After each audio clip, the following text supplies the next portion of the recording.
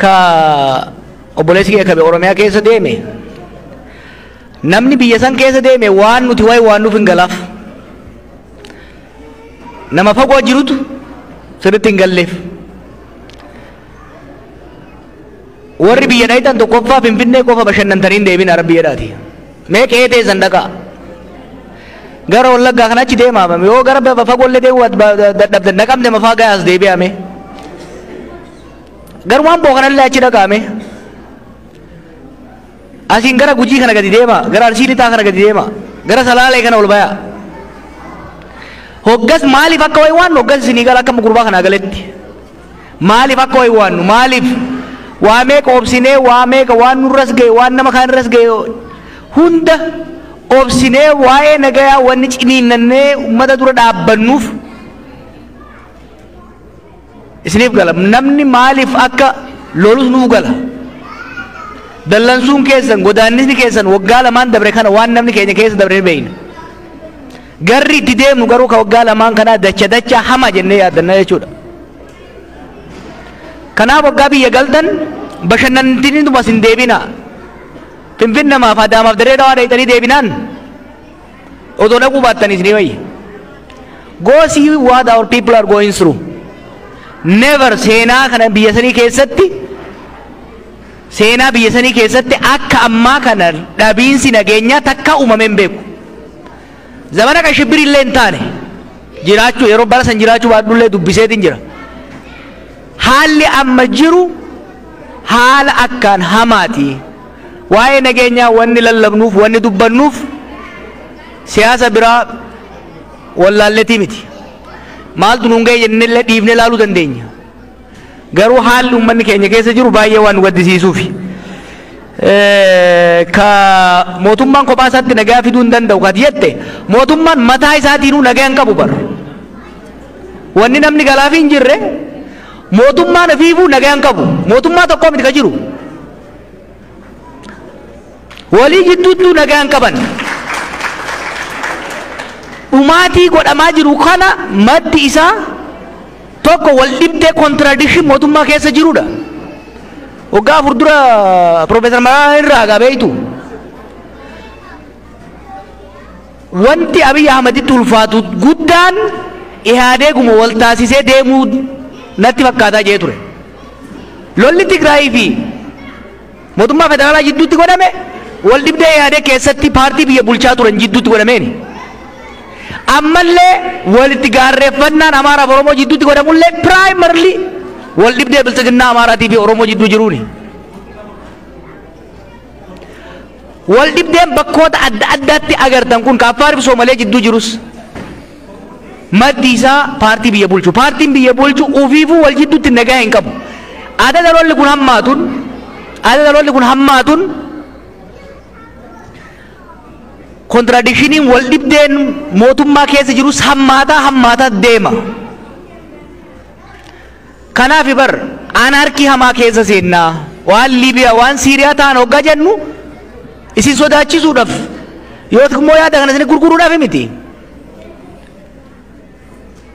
akkuma bakka irreef shayitaanni bakka hundarraa wal guuret kun paartii biyya bulchuu keessa jira kun qe'ee keessa faca'ee jira kanaaf mootummaan kophaa isaatti nagaa ni buusa jennee hin yaannu garuu mootummaan shoora guddaa taphachuu qaba mootummaan biyyaafis dhiisi mataa ofiitiifuu akka mootummaatti paartii biyya bulchu akka paartii biyya bulchutti dhodho'iinsa hamaa keessa seenaa waan jiruuf biyyas ofis ummatas baraarsuu yoo ka barbaadu taate karaan lolaa kun mutuwalii kasaaraa malee namni irraa fayyadamu akka hin jirre amanee fudhatuu danda'uu qaba jennee wanni dubbannuuf kanarraa jechuu kanaaf nullee gahee qabna jennee amanna fakkeenyaan paartii lola keessa jiruu miti we are not warring parties lola gaafa Tigraay wajjin eegaluu deemanis hin mormine ammallee lola dhiisaa jenna shoora qabna jennee yaanna shoorri keenya dhageettii qabnuun caasaa qabnuun qaamota hunda irratti dhiibbaa goonee gara nagaatti akka dhufanii deeman gochuu qabna kanaaf mootummaan mataa isaatiitti hin danda'u garuu tarkaanfii guddaa mootummaan fudhachuu danda'a mootummaan gama nagaatti yoo qabu taate gamaa gamanaa guuza baanee biyya nagaa deebisuu dandeenya jennee abdanna kahannaati kaafte Ethiopian state is now a consumer state. Developmental state miti. At least dabana mallasan wa developing gooti dinageen guddifti haga feetellee o kanyaatu taate. Amma dinageen guddataan jiru. Dinageen lolattiin baha. Dinageen ala gargaarsi dhufu hin jiru. Daldalli biyya keessaa lafa nyaachuutti deemu. Lammaffaa qaalomminni jireenyaa amma bar irra laaluun lee ulfaata hojjetaa mootummaa gubboo isin gaafatu kana irra laaluun ulfaata. Mindaan isaa 2,000 kiraan 4,000 akkamii haa jiraatu. Akkamii haa jiraatu. Poolisa kanarratti amma mallaqa hoggaa isin gaafatu angarana nyaatan maaliifi mindaan isaa 2,400 kiraa kifilii takkiyyuu sanuun argachuu hin danda'u. Lolli kun eegallaa itti fufnaan dinageen kufaa deemnaan korrapshiniin hammaataa deema. Korrapshiniin hammaataa deemnaan mura kooma. Oromiyaa keessa waan jiru tokko isinitti himamma. Maal ta'a isiniif fakkaate? Bajanni security fi bajanni developmentii jira. Bakka rakkoon nageenyaa jirutti bakka sochiin waraanaa jirutti bajata dinagdeetirraa bajata misoomaatirraa murtee nageenyaaf oolchuu dandeessa. Bajanni misoomaa baasii galii risiitiidhaan goota. Biyya misoomaa fakkeenya karaa tolchuudhaaf mana barnootaa ijaarsisuudhaaf waan adda addaatiif nagaheedhaan goota. Rakkoo nageenyaa bakka jirutti immoo malleen securityidhaaf bahu roisaan basaasaafis maaliifis waan kennamuuf nagaheen hin gaafatamu. Mootummaan bajata security dabalaa yeroo deemutti kanuma misoomatirraa fudhaa jedhaan ummataan warra bulchitoota aanaa kanaan itti gaafatamtoota nageenyaatiin itti gaafatamummaa security kanaan. Kanaaf maal godhu eegalan beektaa bulchitoonni aanaa naannoo ofiititti waraana ofii uumuu eegalan. Nu birallee shiftaan hin jira, nu birallee shaneen hin jira, nu birallee kakana jeequ hin jira jedhanii uummatu eegalan. Ijoollee mannaaraa guuraniit hidhachiisanii bosona galchu. Bajata misoomaa achi gorsaniit irraa qoncoraniit gaafkaan ijoollee ofii bosonatti ergansaa qabanii galchu. Rakkoon security kun hammaataa hoggaa deeme, rakkoon lolaa kun hammaataa hoggaa deeme, breakdown argaa jirra, anarchy argaa jirra bar. The state is so weak, control gochuu dadhabaa deemaa jirti jechuudha.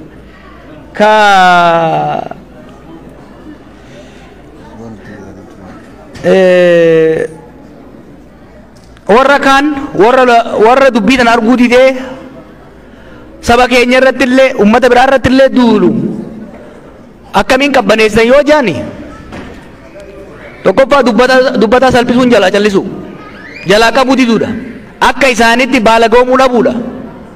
Kaayyoo saba guddaa qabna, kaayyoo ummata guddaa qabna, dhugaa qabna. Sirna irratti malee saba biraa irratti hin qabsoofnu. Baalageen tokko ka'ee saba keenya arrabseef nummoo saba inni keessaa ba'ee sana arrabsuu, xiqqeessuu, lola irratti labsuu hin barbaachisu tokko kana. Lammaffaa suduudhaan sabuma isaanitti illee saba biraatti illee haasayaa jirra. Rakkoon ibiddi kuni nu hunda balleessa, wal balleessuuf deemna. Saboonni hundumtuu baalagee isaanii hidhachuu qaban biyya sanitti. Sabni hunduu baalagee isaa hidhachuu baannaan rakkoodha. Warra jibba afarsu warra ummata walitti kakaasu saboonni of keessaa qabu isinillee Oromolleen of keessaa qabu qaba. Baalageen tokko Oromoo fakkaate afaan keenya dubbatee saba biraa irratti jibba lola duula hoggaa kalabsu taate bakka nun buutu jechuun ni danda'uu qabdan. Tun tapha miti jarana. Namni biyya san dhaqeen argatu dhoof ka'ee jira biyyi sun. Kanaaf hamma danda'ametti bira dhaabatanii dhoorguu barbaachisa. I did not hear the question very well, but I think you asked me about the failed transitions as well as about negotiations. We end up in this mess because the transitions have been hijacked. In 1974, it was hijacked by the military. In 1991, it was hijacked by the TPLF. Now it has been hijacked by the Bilsigna group. We are in this mess because the transition has been hijacked by individuals and groups who are so short-sighted. They focused on short-term, temporary power politics instead of creating a sustainable system. A sustainable system that would bring the various groups to the table, that would help develop a new social contract. And I think you are right.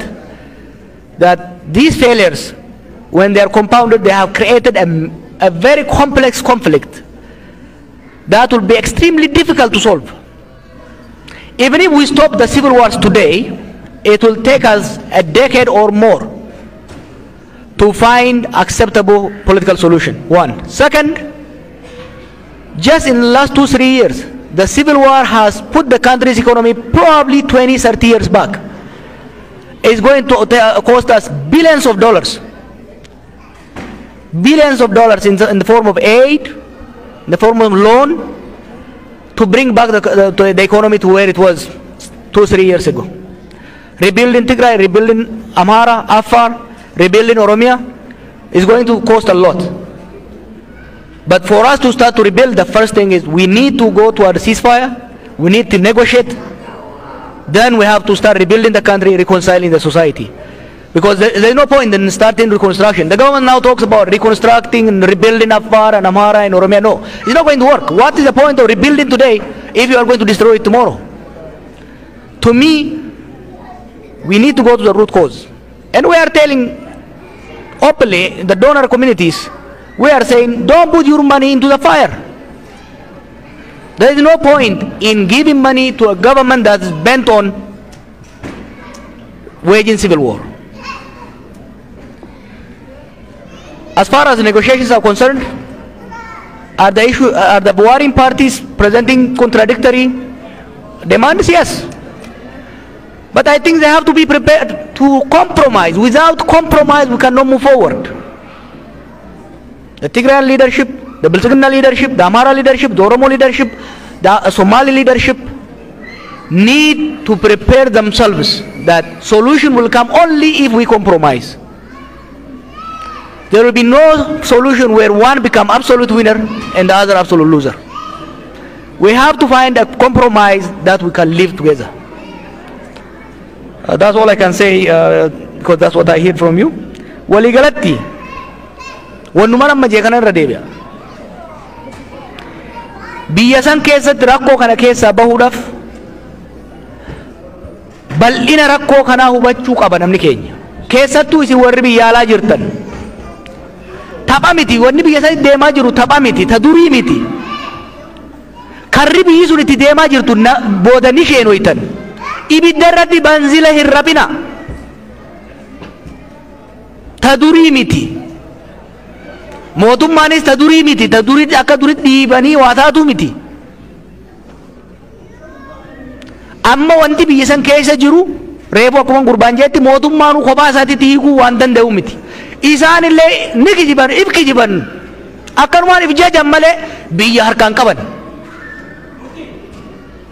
Kanaaf namni biyya san keessa jiru, lammiileen biyya sanii, gartuuleen biyya sanii gadi dhaabatanii balaa itti deemu jiru, ibidda itti deemu jiru kanarraa biyya baraarsuudhaaf yoo carraa kennan irra wayya jennee taabdan.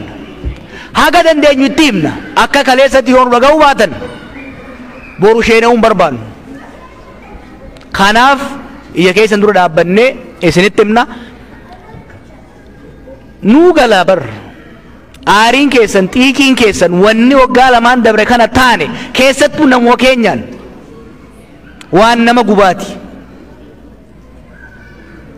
Gubanne jennee wati deemne immoo daran gubanna, daran miidhamna, daran wal miina, daran wal cabsina jenneeti kana haasoyaa jirra. Warri Atlaantaa gaa hedduu galatooma gara fuuldurallee gaa walumaa deddeebinee mari'annaa ulfaadhaa nagaan nu bula.